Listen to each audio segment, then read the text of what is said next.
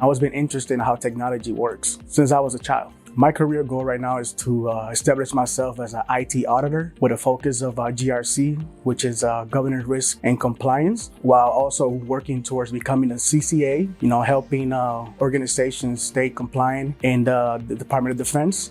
I chose Keiser University because of the small classes. Makes me more productive in doing my work and studies, and I can do more outside of school to become a better, student.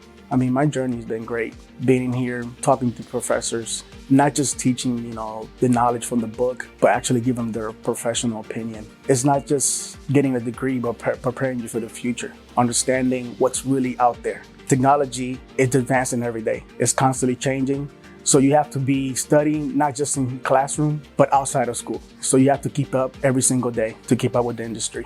Cybersecurity right now is both challenging and critical for organizations as they rely more on computing, cloud, and AI. The positive is there's a lot of, jobs opportunity.